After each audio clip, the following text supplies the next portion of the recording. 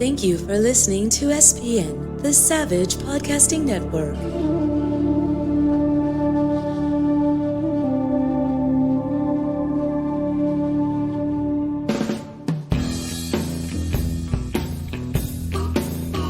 You're listening to The Stephen Savage Show on the Savage Podcasting Network. And now here's your host, film and television director, Stephen Savage.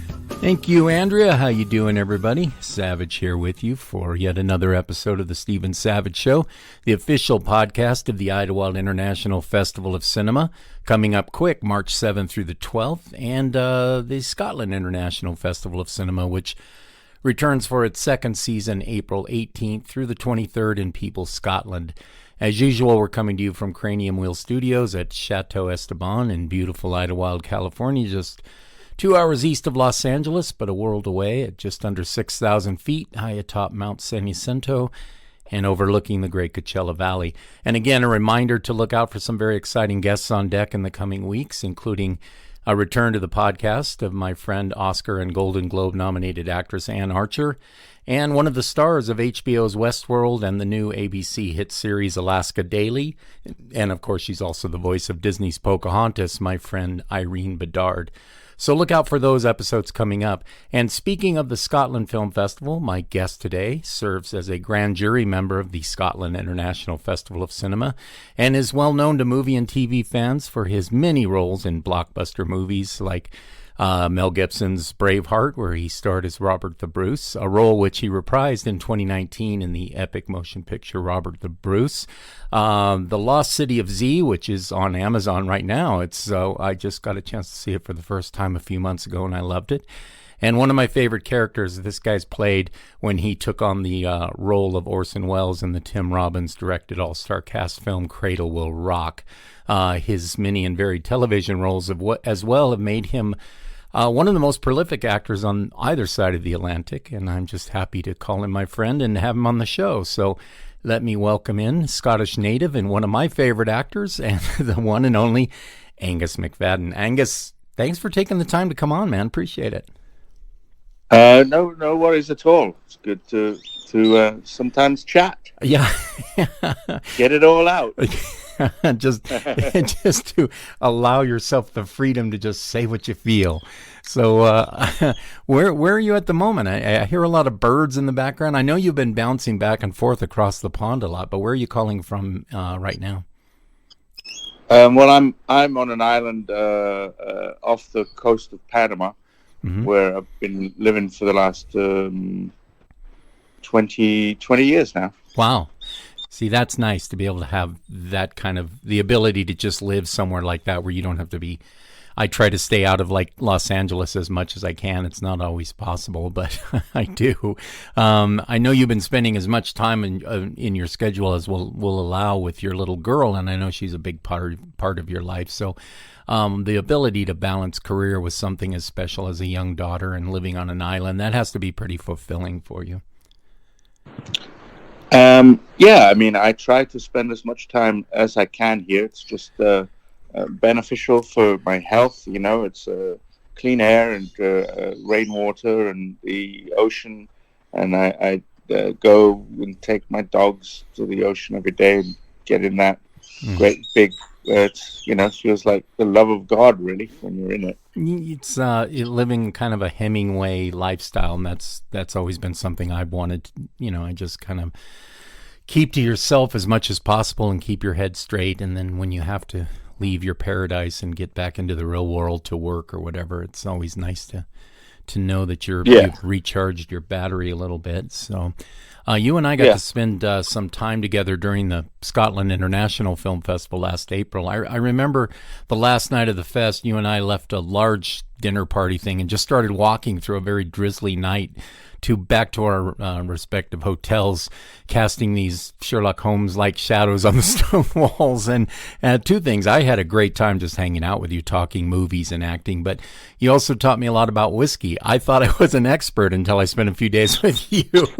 Oh, well, you were mixing it with Coca-Cola, which is it's just sort of, you can't do that in Scotland. Yeah, you changed my life when you hit me upside the head and told me to start that. Stop doing that. It was just like, get off the red label and, at least, with a single malt and like, just enjoy it. Yeah. Well, again, no sugar hangovers. That's right. I changed my ways. I did after that. But one thing I really liked was that the fact that, there's a few of my friends who are like this, but you're sort of one of those throwbacks to the old Hollywood a little bit, that old school energy, what I imagine the Humphrey Bogart, Walter Houston, Hemingway thing, as we mentioned, throwing back shots, talking, acting in pubs and out of the way little villages in the UK. I love that. And I found you were a kindred spirit in many ways. And I really had a great time that week. So thanks again for coming out to the festival. That was really nice of you. Yeah. Well, my acting heroes all belong to the old school. I love Albert Finney and Richard Harris and Anthony Hopkins. These guys who they were Peter O'Toole. They were great raconteurs. Not that I am one, unless you've got a few drinks in me. But it's that's the old school and those great performances by those guys back in the 50s, 60s, and going into the 70s, of course, is the golden age. And, it often feels like we were just born a little too late. Isn't that the truth? Yeah, that's absolutely the way I feel. I would love to go back and just spend an afternoon with Oliver Reed and Steve McQueen and just hang. I think that would be great. Oh, so. I don't know if I think I might draw the line at Oliver Reed. Oh, would you? It's so he and I think he and Keith Moon of The Who were of the same ilk. So maybe they were a little over the top, but still interesting stories. I like to start my interviews by giving my listeners a chance to learn about the background of my guests. And even though your diehard fans probably know a lot about your growing up, etc., some of my listeners, even those who know your work, of course, would be fascinated to hear about you. You've had a very interesting upbringing. You grew up basically traveling the world. If you don't mind, tell us about your beginnings leading up to your amazing acting career. What was growing up like for Angus MacFadyen? Well, my dad was in World Health Organization, which meant I spent 4 years in Africa, then 3 years in Singapore. Then I went to England for a year, just outside London. Then I was off to Australia, then the South Pacific, a place called, at the time it was called Port Vila, but now it's called Vanuatu. Then I went off to France, Switzerland, Denmark, and so I got used to moving around a lot and having to sort of be self-sufficient, which meant that I spent a lot of time by myself drawing and developing those skills, and being quite sort of internal in some way, and that eventually led to acting, because in school it was like something I could just do. It was something which they said you have a talent for it, and as opposed to other people. So I kind of fell into that. But then I went to I did law in France for a year, which I wasn't very good at, studying the Napoleonic Code at university, and but there was a woman involved, so then I left her and went to Edinburgh and was studying international relations. And then a little voice said to me, stop doing that and do something else. And I didn't. I just listened to the voice and changed over to English and French literature and language and did 35 plays while I was at Edinburgh. Wow. And and then I went to drama school for 3 years at Central School in London. So that kind of changed my direction, listening to that voice, and it was quite good, because in the end, I would have probably become a politician, and I would have been in that Labour government when they invaded Iraq back in 2003, and I would probably, I hope to think I would have been one of the people who would have quit, for principle, and then not had a job. But a lot of people didn't, and we sort of live with the very unethical world that we live in these days of politics and so I feel like I've escaped the grasp in some way of all that and held on to my soul, I think. Yeah, I think that we're always drawn to what we're supposed to do. It's you're talking about studying in London. American actors are somewhat jealous of the training that British actors are exposed to. There's so many great acting schools in the UK. But was going to leaving Edinburgh and going to school in London, was that a happenstance, or was there actually a calculated thing that you thought London is the place I need to be? Yeah, I guess I just sort of went, I've done that now, and I really do like the acting, so I'll go to the school. And the major reason I went even to Central was it was the cheapest school. It was the best one. Uh-huh. Olivier and Vanessa Redgrave and Jared Harris, just a lot of people went there. Mm-hmm. But, it was only £450 a year for the tuition at the time. Wow.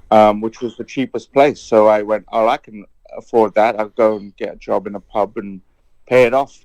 Mm-hmm. And so, and of course now it's like £25,000 a year, Mm-hmm. Isn't that the way it goes? So it's sort of out of reach of a lot of people. But back then it was fantastic, and you were able to find a little room in a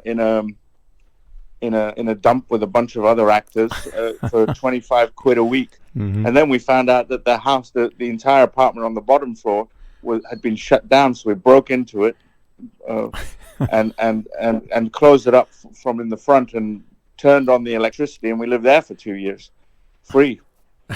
So it was good. You remember these days of when you had nothing and you were just a student, living with very little, but they're actually sort of it's that old Monty Python sketch of the luxury. I used to live in a paper bag, and the kids these days don't know nothing, but it is a little like that. You remember those times as very happy times. Yeah, any actor, like a musician, if you haven't squatted at least once in your life, you're not, you don't. Those are the experiences. I remember Tori Amos talking about some songwriter who was just her music. Everyone was touting it as being so raw, and Tori Amos said, "If you've never been to a laundromat, then you can't write songs." That was acting is that's right. It's the same thing. If you don't have those life experiences, and many of the best life experiences are the ones that find you pretty down and destitute, but at the time you're not really thinking of yourself as down and destitute because you're doing what you love to do. That's what I've always seen. Somehow romantic, and also you can handle it because you're young, right? And you have all of these hopes and dreams, and it's just a stepping stone, It's mm-hmm. like, and it's also it's food, right? For characters you'll play or things you'll write. It's all part of it. Yeah. You can't live in a bubble, We then we get into the bubble when we, if people make too much money, they end up living in a bubble and completely disconnected. Right. Somebody had said something about accents, and actors will pick up an accent and say, "I do this really great sort of mid-Glamorgan Welsh accent," and you do that because you picked it up from a movie. You've never actually had that experience, so you're actually just taking some other actor's hard work trying to pick up an accent, and you just use that. Yeah. And so I'm always doing that with Tony Montana. Yeah. Everybody's got their Tony Montana, man. That's right, and they're Christopher Walken. Everybody's got one of those. Yeah. What was your first movie? And do you remember how that came about? I mean, it's so much different than doing stage work to all of a sudden find yourself on a movie set. What was the first film you did? It was a BBC film which I got cast in, and so I actually ended up leaving drama school early, a term early, to do this film with Brian Cox playing my father. Oh, great. Eileen Atkins is my mother. Mm-hmm. So, and John Schlesinger was in the movie, and Wow. Renee Auberjonois. So it was like a really fun experience for like 4 weeks, which I then found out I was getting paid 50 quid a day, even though I was the lead, and the extras are getting paid 100 quid a day. It's like, how does this work? That's, yeah. I mean, it's so funny how like your first movie is your best training ground. Now, you left school to do this movie, and you learn not only what a film set is all about, but you also learn the film business can be pretty brutal at times. Yeah. When you find out the extras are getting paid more and probably eating better. My audience, of course, is going to be interested in Braveheart. I know you answer these questions all the time, so I hope it doesn't get too hectic or boring or whatever. But I know everyone will want to know how that came about. It was such a huge, big budget, big box office epic, and you'd been doing movies, before that, of course. But it must have felt amazing to, first of all, you're working with Mel Gibson, but to have such a pivotal role in the film as Robert the Bruce. Yeah. Did you have any idea the film would be so big? I mean, I remember Gibson himself saying he had his doubts he could even pull it off, such a huge undertaking, directing and starring. But did anyone on the set really have a grasp on how huge it would turn out to be, and how did you actually land that role?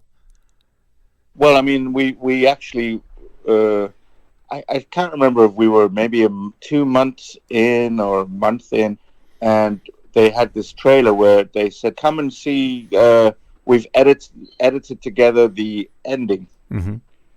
And, from me on the horse with all of the guys, right, and the sword being thrown and the char. And we watched like this 15-minute thing, and they had the music to The Mission on it by Ennio Morricone. right. And it was so moving, and we all walked out and went, wow, that's pretty special. Wow, we're in something here. Right. Because we were all like, what the hell? And I said, yeah, but I mean, how are they going to improve on the music?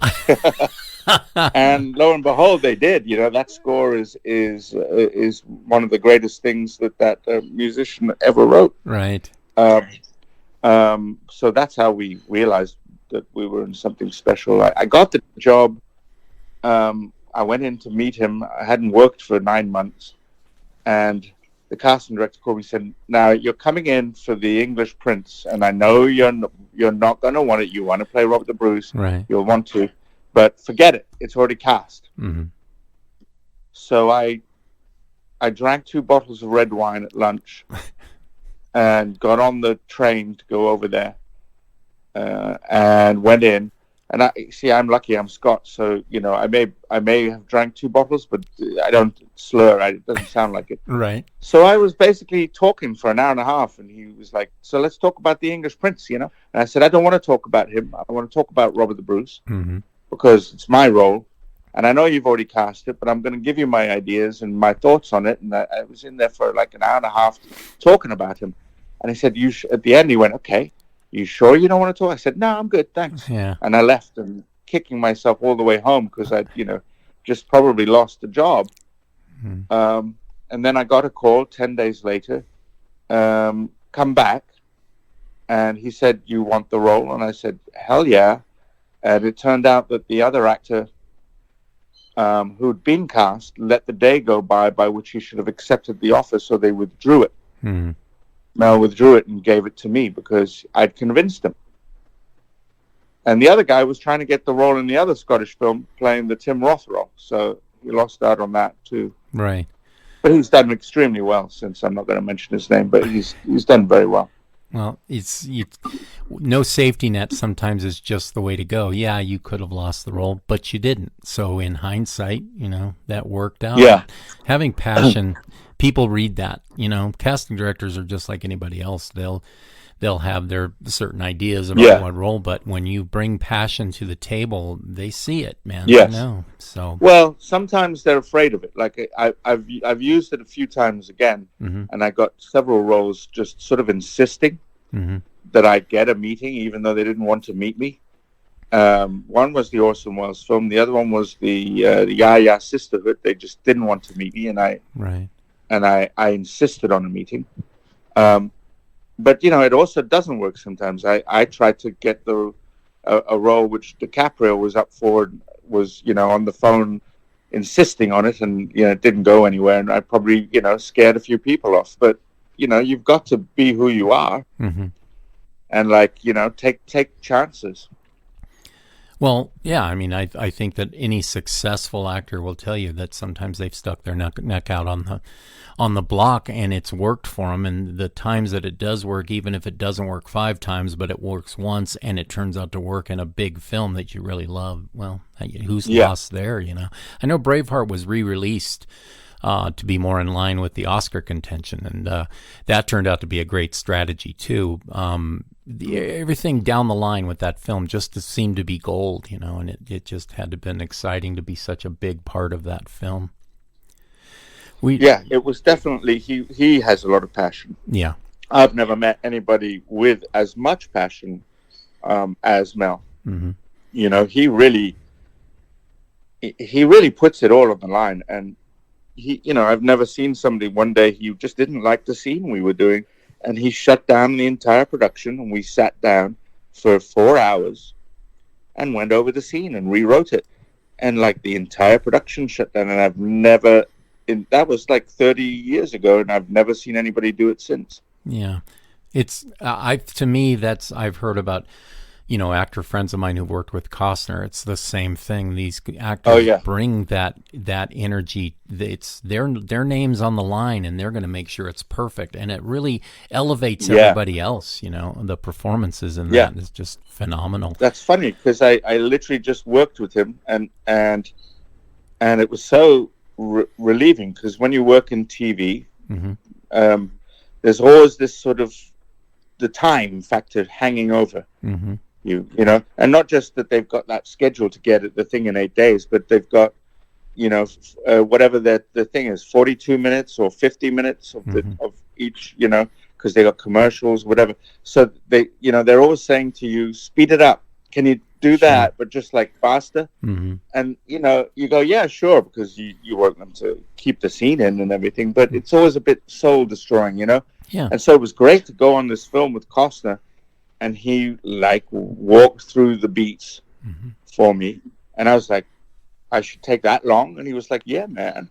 And I was like, cool, this is like, you're like telling me to like not say anything for 3 minutes in the scene, and like and not rush it. Yeah. He's like, no, don't rush it, man. Yeah. And it was like, oh yeah, we're making a movie. We're doing westerns here. It's a lot.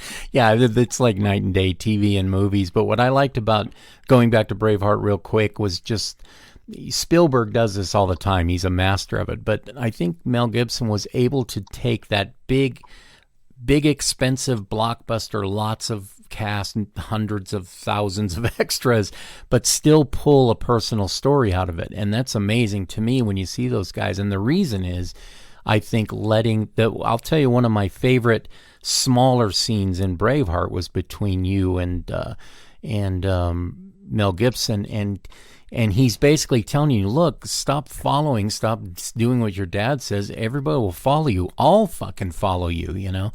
And there's a moment. That was the scene we rewrote. Is that right? The scene we rewrote. Your eyes in that, he just holds on you just to let the audience go, wow, he really touched this guy, which of course leads to the following scene when you know, the scene a few minutes later where you betray him on the battlefield. That makes that scene more powerful because of that moment.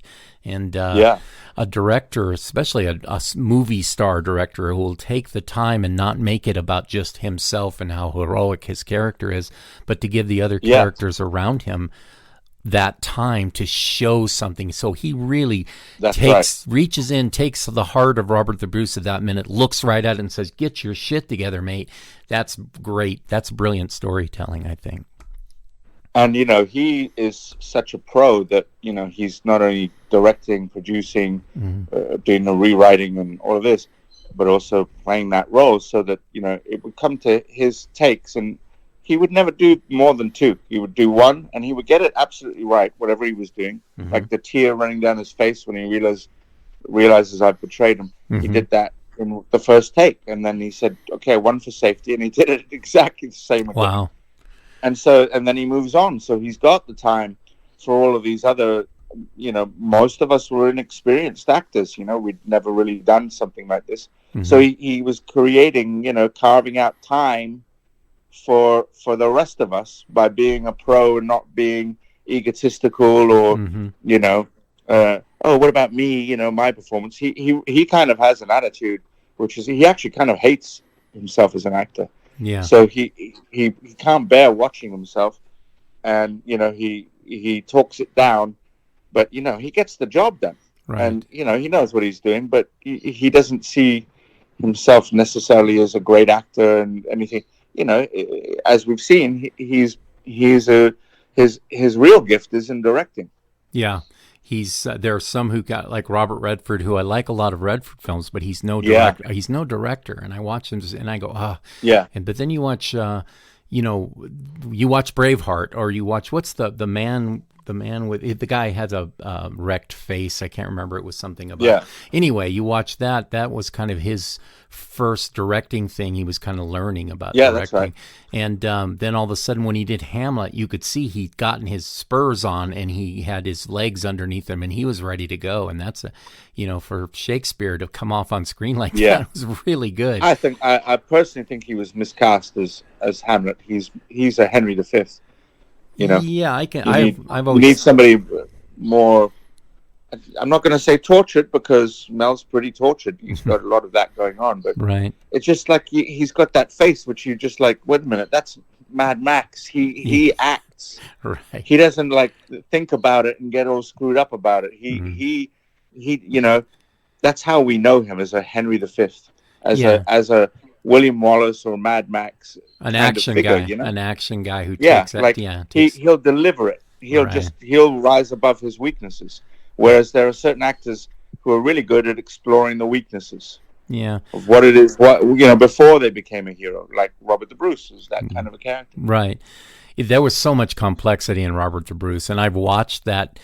That your caricature in that in Braveheart, and I've watched it with other people who don't know history at all, but they've all there are things that just capture them, and they also, like, if they don't know history, they don't know that you're actually Robert the Bruce or what that means to history, and they say the brown guy. I like the brown guy. I know he'll come through. I know he's going to be good. And then they get real frustrated. But I'm thinking about little moments that I don't know how much of it was blocked but there's one scene where you're waiting for him to show up in Edinburgh. You're waiting for William Wallace. Yeah. And when he finally comes, someone said he's here, and you do this little jump off the table.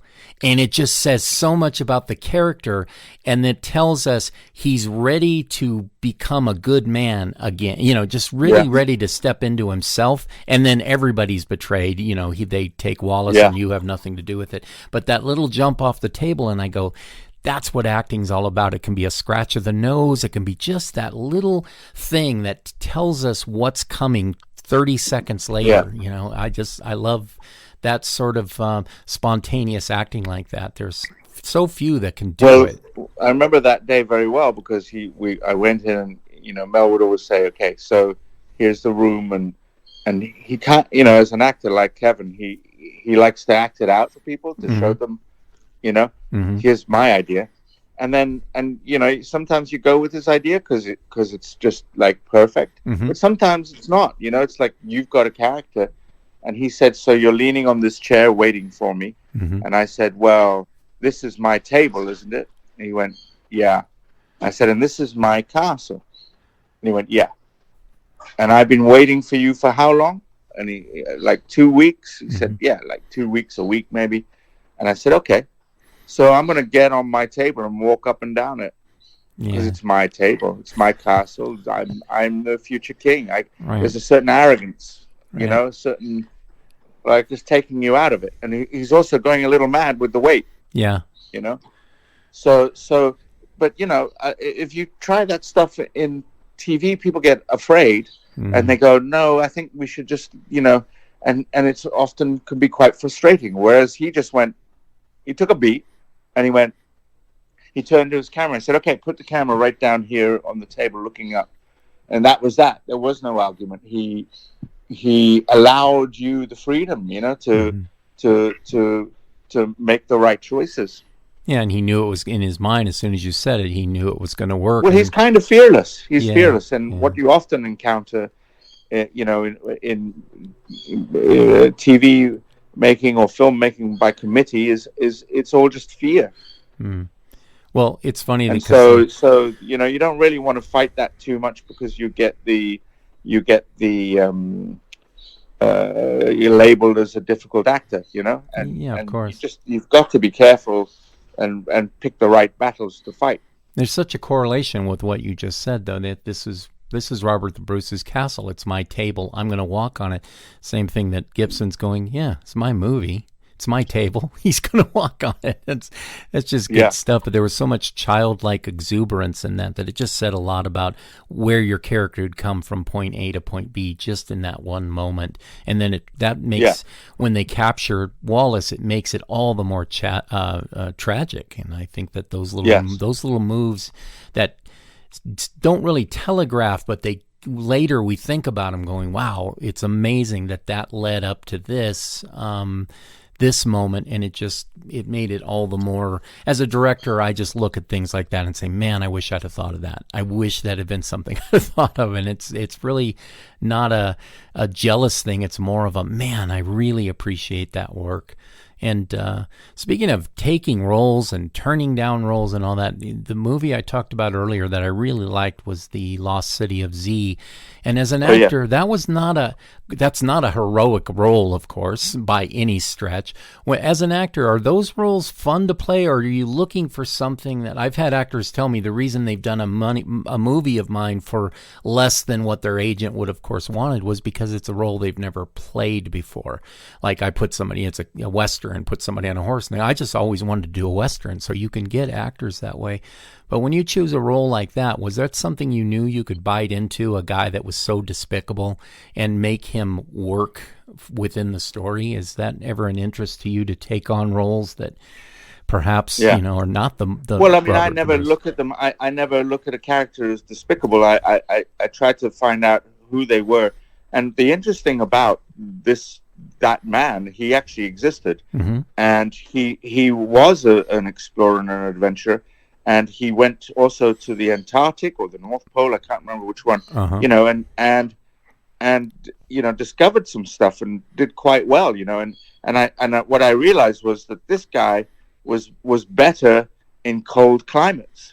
He could endure the cold, Mm-hmm. but once he went he made the mistake of going into the tropics, and he could not handle the heat. And it's a whole different beast, the heat and the cold. Mm-hmm. And people just like fall apart in the heat, whereas they can handle extreme cold. So that was my, the entire thing of that was not ever thinking of him, just thinking of him as a human being who can't handle that environment. Right. And he falls apart. After watching your portrayal, I dug into the Wikipedia and everything else to learn more about that guy, all the, the major characters in that story. But yeah, that's what sometimes storytelling, we tend to make certain characters a little worse than they may have been. And that's an interesting, point where you're saying this guy just had this aversion to the heat that he didn't even know that it would happen until he actually got into the situation. And sometimes history is not as kind to people as it should be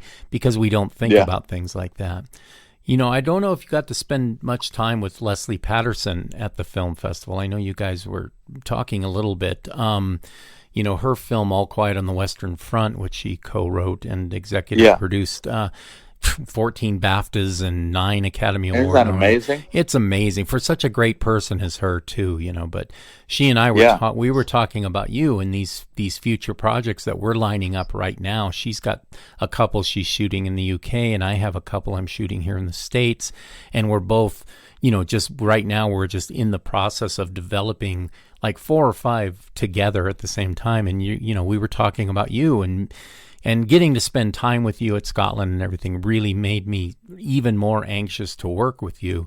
Watching your work on the screen is one thing, but just, I'm not a fan of these taped auditions. I like to see people come into a room, and I'm just more of a fan of that.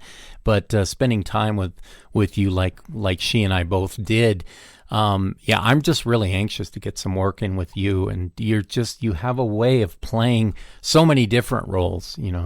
Orson Welles is so different from Robert the Bruce, and big hero of mine. And I thought you did such a great job. especially your interaction with like John Houseman and I just loved every bit of that movie. It was just great. But I like actors like you who just are able to kind of take the bull by the horns and bring something to the table and make each role a little different. And I'd like to dive in a little bit on Equilibrium, in which you star with Christian Bale and Sean Bean. I think Emily Watson's in that movie. Such a great cast. Interesting film. Kurt Wimmer was the director, I believe.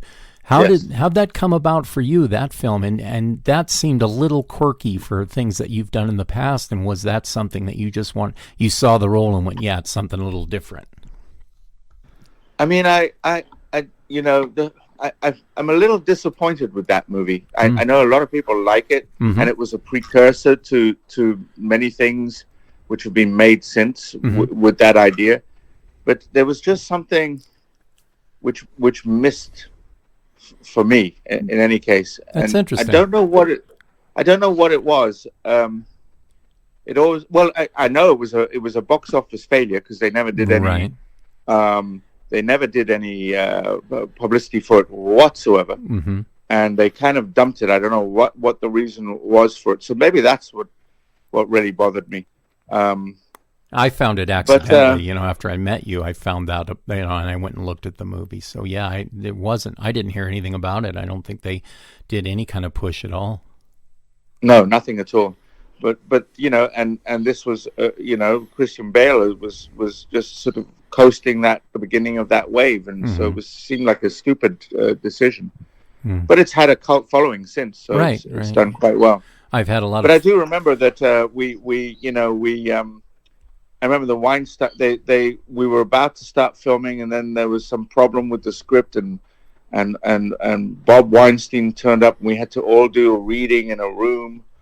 And maybe they were going to just cancel the whole film, and while we were all already in Berlin, and maybe that kind of set a sort of sense of paranoia to the whole thing. I don't know, because it was just sort of rude to make us, we'd all been offered the roles, and then we have to do a reading for Bob Weinstein in the room, who kind of looked at his script and never once looked up at anybody, and it just seemed all rather humiliating and demeaning. Yeah.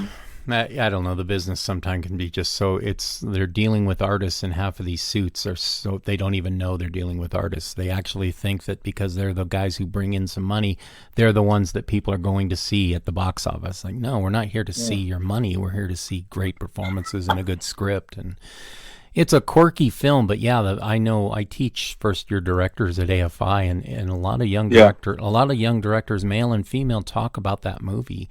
Because Wimmer's off the wall. He makes a lot of the futuristic stuff and all that. But it's give the movie another look, because it may be because it wasn't pushed or anything. Nowadays, it's got a lot of interest. People, especially young filmmakers, seem to connect with that in a lot of ways. Really?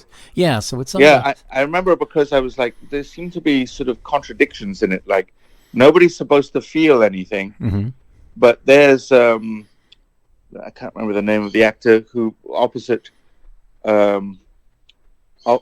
Christian, and he's discovered that he's been keeping all of these books and paintings, and he's triumphant over it, but he's not supposed to be feeling anything. So why is he triumphant at that moment? Why am I screaming stuff when I'm supposed to have no emotion? Because we're all supposed to be on this drug. Yeah. So it's sort of like there were a lot of big loopholes, and the little puppy really annoyed me too. That was just too manipulative. Things. It's like sometimes when you see a script, you don't really see the how big the hole is, because it takes putting it on screen to see that it's a giant hole. Yeah. Where people just can't connect, because it didn't really appear to be that big on the page. I've watched movies like that. Now that you think about it, you've changed my mind. I hate that movie. No, I'm kidding. It's like, but there was a film called The Three Billboards in something. I forget what it was called. Oh yeah. I like that. I didn't like it at first. I had to go back and watch it again. There was so much. I thought Peter Dinklage was wasted in that movie. Such a fine actor, and he was just, it was like the director was a friend of his and threw him in because he knew he could, and he could ride that Game of Thrones Thrones wave or something. But Oh yeah. yeah, I just thought he was wasted in that movie, and the ending didn't get me at all. And then I went back after hearing other people say, you really need to watch it again, and I did. And a couple things still bugged me, but overall, I thought the film had much more merit than I had originally given it credit for. But speaking of Game of Thrones, I may be wrong, but I heard that you were offered something in Game of Thrones, but turned it down. Is that a complete lie or fabrication or what? I wasn't really available. It was unfortunate that I was doing a play in Los Angeles, which was paying me nothing. So my dates were didn't coincide. So there I was getting paid $100 a night for doing this. Right. This play Medea, and I missed out on that. It happens, but you committed to something and you followed through, and what can you do? I mean, that's the way it goes. But I'm going to drop some names here because you've played alongside some very big names in Hollywood. It's like, what's my list here somewhere? Like Sandra Bullock, Matt Damon, Scarlett Johansson, of course, the aforementioned Mel Gibson and Christian Bale. Did you ever believe when you started out that you'd be working among that caliber of actors? Did you have that much confidence in yourself when you're squatting in some abandoned building? Yeah. Lots of people get the occasional walk-on or guest star term, but you've constantly been cast among some of the cream of the crop actors, if you will. And do you still look around at your career and say, wow, the kid's done all right for himself? And does acting in big Hollywood movies still hold a thrill for you as an actor? Well, I would say that I did have the confidence back then, even though I was living in rags. But you do it because you have the confidence. Like you surrender everything for your dream, and you say, I'm not taking anything less. So you kind of expect it. It's kind of a madness. And then I guess slowly over time, you maybe you start to the dream changes in some way, because it can never completely fulfill you. You've got to, I don't know what it is. A lot of people need a family, and you got to sort of focus on different things. So in the end, it's good because you put some money in the bank, and you kind of make sure you're okay. Hopefully, I mean, working actors, they always, we survive on the residuals. And off big movies and TV shows. So it's a good thing that we have that, the union in America, which at least pays. The UK stuff doesn't pay. Right.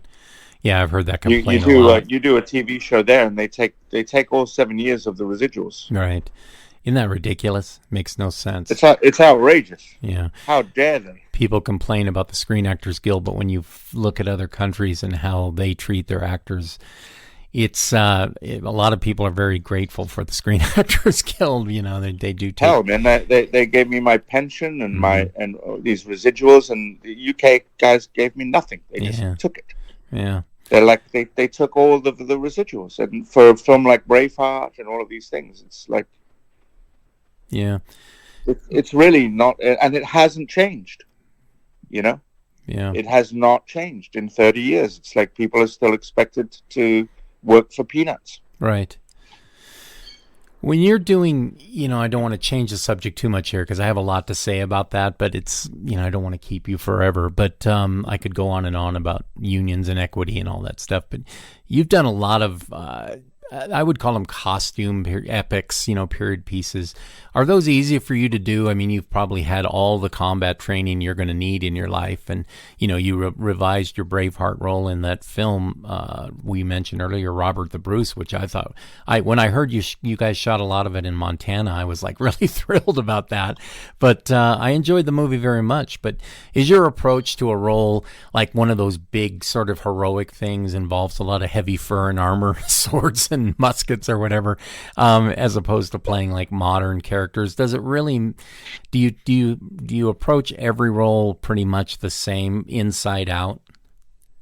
It's a big no. I mean, when you do a historical thing, you've got that whole period. You can, I like it because you could go and get a bunch of books and watch a bunch of stuff and like try and get your head into what life was like then, you know, and what was going on in the world. And it's actually an education. You learn things about periods you would never have learned about.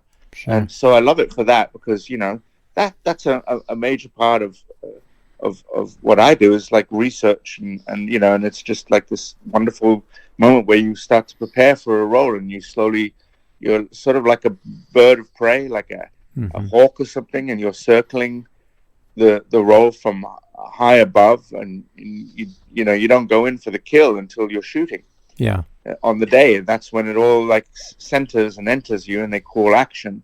And it's, you know, you have to have the emotion right there, but that emotion has months of work behind it, and thought and imaginings. And so it's a wonderful process. You know, it's artistic and creative, and that's, you know, what keeps me alive in some ways, you know, from day to day. Is just, you know, you can have the luxury of that. I have so much stuff that my notes here about what to ask you are just, I would keep you for 2 hours. I love talking, and the way you speak about acting, you know, I could talk to you more about period films, and you know, there was a movie called Shadowheart. I do a lot of westerns. I have done, and I thought that movie was interesting, and I thought you have all the makings of a Western star, and that's one of the things I was speaking about with Leslie Patterson about. We have a couple of outdoor, all-American epic, you know, kind of period pieces. And would you like to do more westerns? It seems like you like, you know, you kind of dig into the horseback riding thing, and you just seem natural in it. You know, this,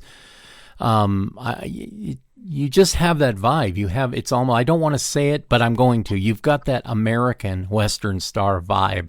And even, you know, there have been British and Australian actors who have really pulled off American Westerns. And I think you're one of those guys that could do a lot of them and really do well.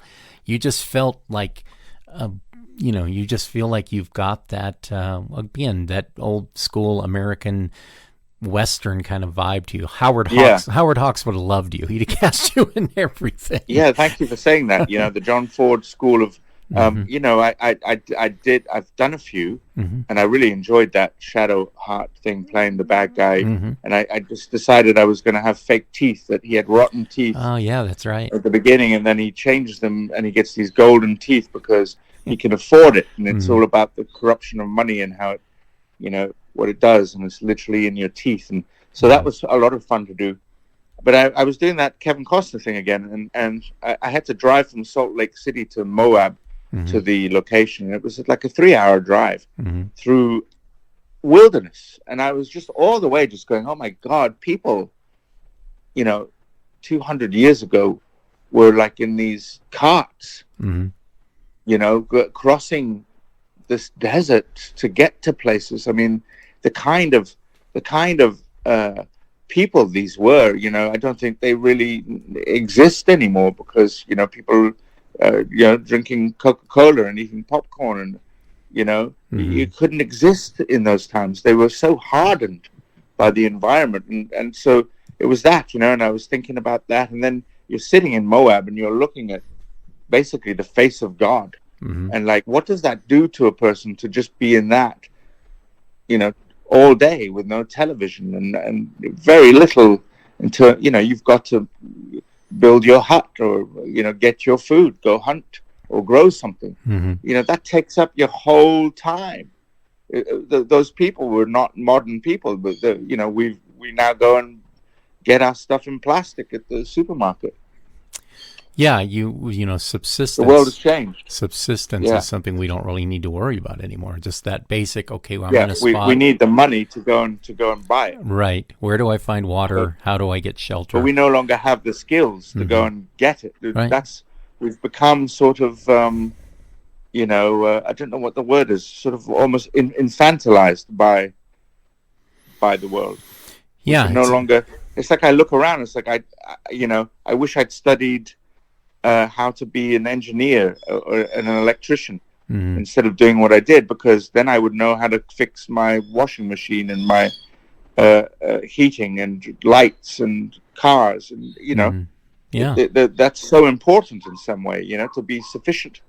That Apocalypse Now thing where Willard's sitting in the hotel room saying every minute I sit here I get weaker while Charlie squats in the woods and gets stronger, and you go, wow, that's America. Yeah, that's it. That's the Western world right now. That's it. That's it there. Yeah. I'm not because he's out of his environment. Right. He shouldn't even be there in the jungles. That's absolutely right. Yeah. You know, I want to talk next time you come on. We're going to talk about directing, because I know that's something, you know, you've done some. You directed a film called Macbeth Unhinged.